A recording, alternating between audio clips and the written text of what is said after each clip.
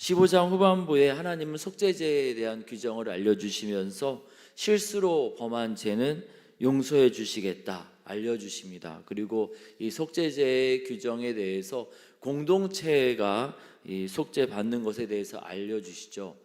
이 공동체의 범죄에 대해서 하나님께서 민감하게 반응하신다라는 겁니다.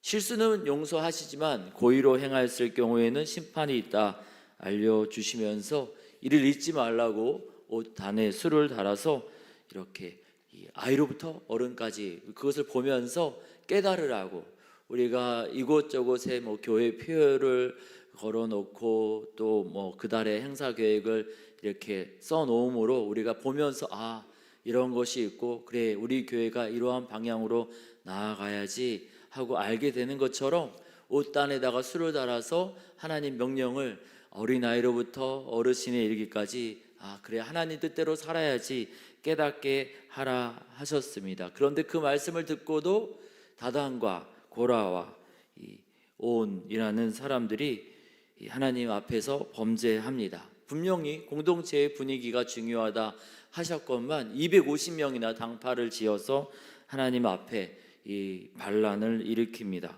모세에게 반란을 일으킨 것 줄 알았는데 이들이 하나님 앞에 반역한 것임을 오늘 말씀을 통해서 알게 되는데요. 이 모든 상황 가운데 모세는 이들과 다투기보다는 하나님 앞에 나아갈 것을 이야기하고, 모세를 시기한다라기보다는 하나님이 그들에게 맡겨주신 일을 작은 일이라고, 스스로에게 맡겨진 일을 작은 일이라고 업신여겼다. 이 9절에 그런 얘기를 합니다. 이스라엘 하나님이 이스라엘 회중에서 너희를 구별하여 자기에게 가까이 하게 하사 여호와의 성막에서 봉사하게 하시며 회중 앞에 서서 그들을 대신하여 섬기게 하심이 너희에게 작은 일이겠느냐. 하나님이 이 일 저 일 맡기시는 것 다 필요에 맞게 특별한 계획 가운데 부르신 것인데 왜 그 일들을, 우리 각자에게 맡겨진 일을 작은 일이라 업신 여기느냐. 모세는 그들에게 이렇게 나무라지요. 큰 교회든 작은 교회든 목회는 다 동일한 목회이고, 또 찬양대를 하든 또는 주차 안내를 하든 다 소중하고 중요한 일인데 스스로 생각하기에 내가 맡고 있는 일이 작다 이렇게 생각해서 이 모세에게 또 하나님 앞에 대들었다라는 것이죠. 그래서 이제 12절부터 오늘 우리가 읽은 말씀에서 이 반역한 사람들의 반응과 또 모세의 반응, 또 거기에 대한 하나님의 응답이 나타납니다.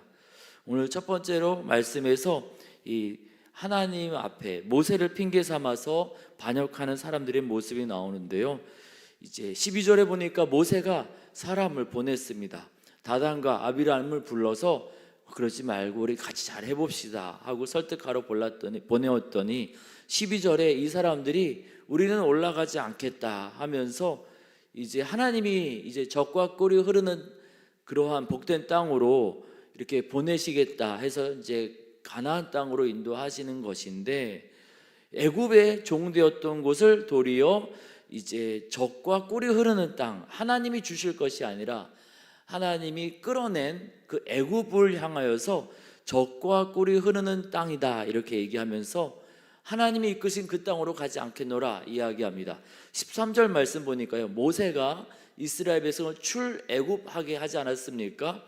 그런데 이 사람들은 이렇게 이야기합니다. 13절입니다. 너가 우리를 젖과 꿀이 흐르는 땅에서 이끌어내요. 애굽에서 종살이 하던 그 땅이 바로 젖과 꿀이 흐르던 그 땅이다 이렇게 얘기를 하는 거죠. 거기서 고기도 제대로 먹지 못했고 그들이 기억하는 것은 부추와 파, 마늘, 생선 이것에 불과했거늘 그들은 그곳이 참 좋았더라, 과거가 참 좋았더라 이런 얘기를 하는 겁니다. 지금 가나안 땅을 향해 나아가는 이 광야 여정, 지금은 당장 좀 쉽지 않지요. 하지만 애굽도 젖과 꿀이 흐르는 땅이 아니었거든요. 그런데 그때가 젖과 꿀이 흐르는 땅이었다 이런 이야기를 하면서 이제 우리를 광야에서 죽이려 한다 이런 이야기를 합니다. 그리고 그것도 나쁜데 13절 후반부에 스스로 우리 위에 왕이 되려 하느냐. 모세는 본인의 의지와 본인의 욕심을 챙긴 것이 아니라 그 백성들을 향한 하나님의 뜻을 듣고서 전한 것뿐인데, 모세가 독재한다, 모세가 왕이 되려 한다, 이렇게 이 사람들은 이야기하고 있습니다. 그리고 14절에 보니까 너가 우리를 적과 꿀이 흐르는 땅으로 인도하여 들이지도 아니하고 밭도 포도원도 우리에게 기업으로 주지 아니하니, 가나안 땅에 들어가서 하나님께서 땅을 분배하시면서 알려주신 말씀이 이 땅은 하나님 것이다, 이런 얘기를 하시거든요. 그래서 땅을 사유화하지 않도록 하나님의 것으로 인정하면서 희년을 명하시면서 이제 다시금 이 땅을 잃어버리고 삶의 기반을 잃어버린 사람들에게 다시 시작할 수 있는 기회를 주시기 위해서 누군가의 개인의 소유로 하지 아니하고 대대로 물려줄 그러한 하나님의 것이다, 이렇게 명하시는데, 그 모든 것들에 대해서 이 사람들은 이제 불만인 것이죠. 땅이 하나님의 것이다라는 그 하나님의 뜻에 대해서도 불만인 것이고, 그리고 또 지금 가나안 땅으로 가는 이 걸음도 불만인 것입니다. 모세에 대해서 기분이 나쁘다고 하나님이 계획하신 모든 것들을 부정하고 있습니다. 우리 옛말에 꾸정물 버리다가 아이 버린다, 이런 얘기가 있더라고요. 아이를 씻긴 다음에 이제 이 아이는 안전한 곳에 옮겨 놓고 아이를 씻으면서 나왔던 꾸정물만 버려야 되는데, 이 꾸정물 버리다가 정말 소중한 아기까지 버리는 어리석은 일이 있다, 이런 이야기인데요.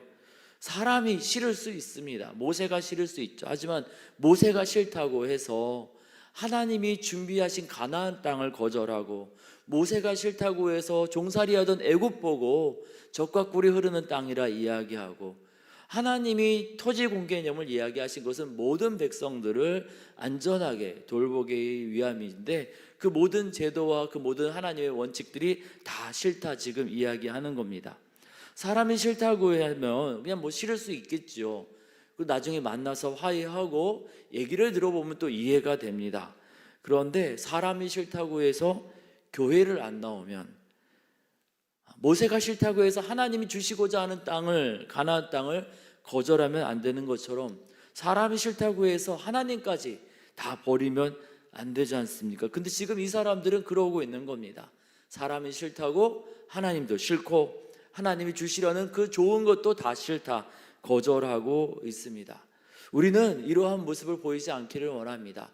섭섭한 일이 생길 수 있지요. 그러면 만나서 섭섭한 마음 표현하고 오해도 풀고 또 용서도 구하고 사과도 하면 됩니다. 그런데 그것 때문에 하나님을 버리고 하나님을 떠나면 안 되지 않겠습니까? 근데 지금 이 사람들은 그러고 있습니다. 주님은 이들의 모습을 보여주시면서 우리가 설령 오해나 섭섭함이 있다 할지라도 하나님 떠나지 말라고, 하나님 주시려는 복을 거절하지 말라고 알려주시고 계십니다. 두 번째는 모세의 모습을 보게 되는데요, 모세는 이들의 이러한 모습 가운데 하나님께 하소연합니다. 15절에 보니까요, 처음에 이 사람들을 불렀더니 이 사람들이 그 모세의 요청을 거절하면서 하나님에 대해서, 하나님이 이끄시는 그 모든 걸음에 대해서 악평을 했을 때, 모세가 이들과 다투는 것이 아니라 15절에 보니까 노하여서 누구에게 이야기합니까? 하나님께 하소연하잖아요. 하나님, 저들의 헌물 보시지 마십시오. 저는 저들의 것 아무것도 안 뺏었는데 저들은 저렇게 이야기하고 있네요. 15절 중반부에 나는 그들의 낙이 한 마리도 빼앗지 아니하였고 그들 중에 한 사람도 해하지 아니하였나이다. 근데 하나님, 저들이 저렇게 이야기합니다. 어쩌면 좋겠습니까? 사람들이랑 다투지 않고요, 억울하고 화가 나는 그 모든 상황을 하나님 앞에서 눈물로 또 부르짖음으로 토하고 있습니다. 그리고요, 두 번째로 자신이 보복하는 것이 아니라 하나님께 그 모든 것들을 맡깁니다. 16절에 보니까요, 모세가 야, 너 나랑 한판 해보자, 이렇게 얘기하는 게 아니라 고라에게 이르되 너와 너의 온 무리는 내일 하나님 앞에서 한번 만나자. 하나님이 우리 누가 옳고 그른지 알려주실 것이다. 내가 직접 너희를 해치지 않겠다. 하나님한테 난 맡긴다. 이렇게 하는 것이죠. 로마서 12장 19절과 히브리서 10장 30절에 이런 말씀이 나옵니다. 너희가 친히 원수를 갚지 말고 하나님의 진노하심에 맡기라. 기록되었으되 원수 갚는 것이 내게 있으니 내가 갚으리라고 주께서 말씀하시니라. 모세는 자신이 어떻게 하지 않습니다. 하나님께 맡깁니다. 그렇게 하나님께 맡겼더니 어떻게 됩니까? 하나님이 진짜 벌을 내리시려고 하시잖아요. 그때 모세는 하나님 앞에 중보자의 모습으로 있습니다. 하나님 앞에 이제 이렇게 이야기하며 나아갈 때 20절에 여호와께서 모세와 아론에게 이런 말씀을 하시죠. 21절입니다. 너희는 이 회중에게서, 이 회중은 이스라엘 온 백성을 얘기합니다. 떠나라. 내가 순식간에 그들 온 이스라엘 백성을 멸하겠다.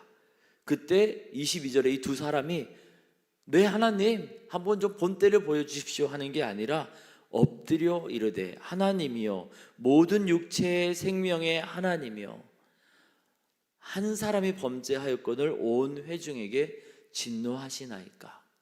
하나님 잘못한 사람만 혼내주시고 나머지 사람들은 잘 몰라서 그러니까 좀 봐주십시오. 중보자로 서 있는 거죠. 그러자 하나님께서 24절에 이렇게 말씀하십니다. 회중에게 명령해서 떠나라고 해라. 내가 이 다단, 아비람 떠나면 내가 떠난 사람들한테는 분노를, 벌을 내리시지 않겠다. 그래서 떠나라고 그렇게 말하라 하시죠. 하나님이 그 기도 들으시고 또 하나님께서 구원의 길을 여시는 것을 보게 됩니다. 이 우리도 모세처럼 하나님께 하소연하고 하나님께 맡기고 하나님 앞에서 중보자의 모습으로 서 있기를 원합니다. 이 모든 과정 가운데 하나님이 어떻게 응답하십니까? 첫 번째, 하나님은요 이 다단 아비람과 이야기하시지 않고 하나님 앞에 나와서 하소연하는, 하나님 앞에 나오는 사람과 말씀하십니다. 모세가 와서 화내는 것도 하나님 앞에서 화를 내잖아요. 15절에 막 화가 나서 하나님 어쩌면 좋습니까 하고 이야기하는데 모세랑 이야기를 나눠주세요. 이 새벽에 하나님 앞에 기도하는 우리와 주님이 이야기 나누어 주시는 줄 믿습니다. 두 번째로, 하나님은 사람을 위해서 일하십니다. 모세가 28절에서 30절까지 하나님이 이렇게 일하실 것이다, 하나님의 일하심으로 내가 내 사적인 뜻으로, 개인적인 욕심, 개인적인 고집부린 거 아니고 하나님의 뜻을 내가 순종한 것뿐이다, 이렇게 이야기하니까 30절에 그렇게 하나님이 그렇게 구별시켜 줄 것이다. 그냥 이 사람들이 그냥 보통 사람들이랑 똑같이 살다가 죽으면 그들 말대로 내가 그런 거지만 내가 무죄함을 하나님이 밝혀줄 거다, 이 이야기를 30절에 하니까 그 말이 끝나자마자 31절에 하나님이 이 땅을 가르시고 이 범죄한 백성들을 그 땅 가운데 빠지게 하십니다. 하나님이 일하시는 것이죠. 하나님이 우리의 간구 가운데 일하시는 줄 믿습니다. 하나님은 기도를 들으셨습니다. 첫 번째 다 죽이겠다 하셨는데 모세가 간구하니까 계획을 수정하시지 않습니까? 아브라함의 중보 기도를 들으시고 조카 롯을 살리신 것처럼 모세의 기도를 들으시고 반역자가 아닌 다수의 사람들에게 자비와 긍휼을 베풀어 주십니다. 이것이 바로 우리가 기도하는 이유인 줄 믿습니다. 우리가 자녀와 형제 자매를 위해서 기도할 때 하나님 일하시고, 나라와 민족을 위해서 기도할 때 하나님께서 이 나라에 평강을 주시는 줄 믿습니다. 목회자들, 설교자들을 위해서 기도하실 때마다 하나님께서 그들의 입술을 통해서 시마다 때마다 시마다 하나님의 진실된 말씀을, 위로와 소망의 말씀을 증거하게 하시는 줄 믿습니다.